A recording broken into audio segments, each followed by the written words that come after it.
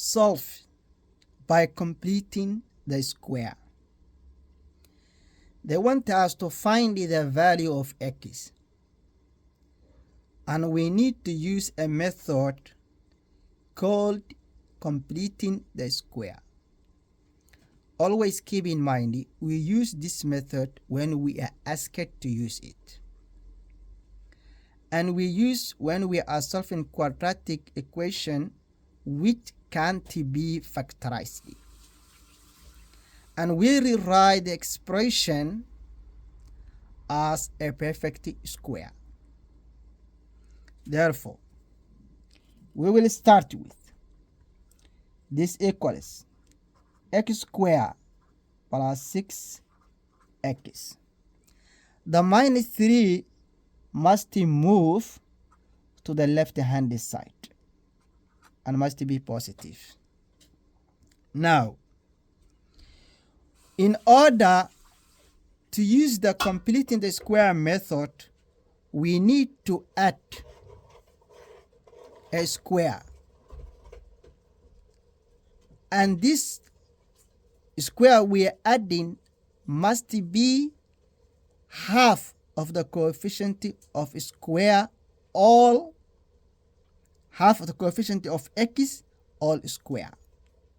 Therefore, this equals plus 6 over 2, because half of coefficient of x square, it is 6 over 2 all square. And we must add to the other side in order to keep a balance. 6 over 2 all square. This simplifies x squared plus 6x plus 3 square, which equals 3 plus 3 square. We then simplified x squared plus 6x plus 9, and the right hand side 3 plus 9. Now we need perfect square on the left hand side. We need to rewrite it as one term all square. Therefore, this equals x plus 3 all square equal 3 plus 9, which is 11. Very good. Now we need to square, 3 plus 9 is 12. Now we have single term or one term all square on the left hand side, and the right hand side we have 12.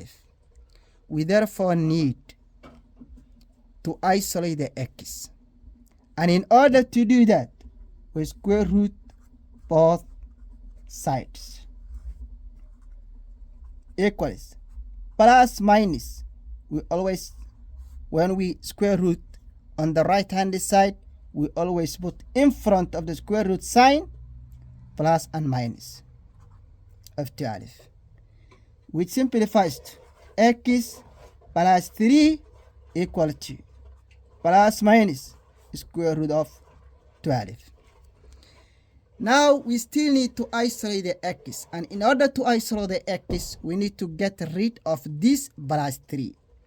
Therefore, this will be x plus 3 minus 3 equal to minus 3 plus minus square root of 12. Well, now our x is alone, and it equal to minus 3 plus minus square root of 12. You are done. Now you need to find the value of the x. this equals minus 3 plus square root of 12, or minus 3 minus square root of 12. Now we use our calculator. This is the final stage that we always need to use our calculator. Well done. Minus 3 plus square root of 12. Well done. Approximately this gives us, well, 0,464,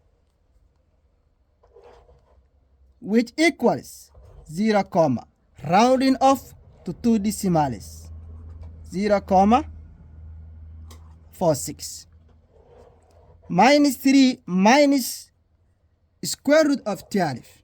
Let's calculate the other value. Well done.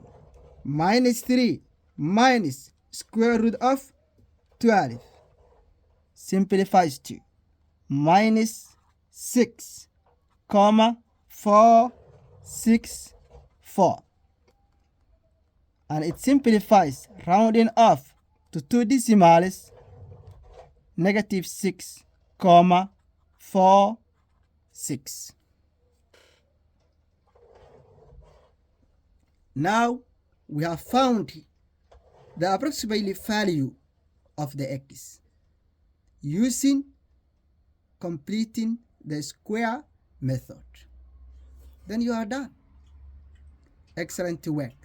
So always keep in mind, whenever you are asked to use the completing the square, follow these steps, no matter what they give you. Thank you, and keep moving.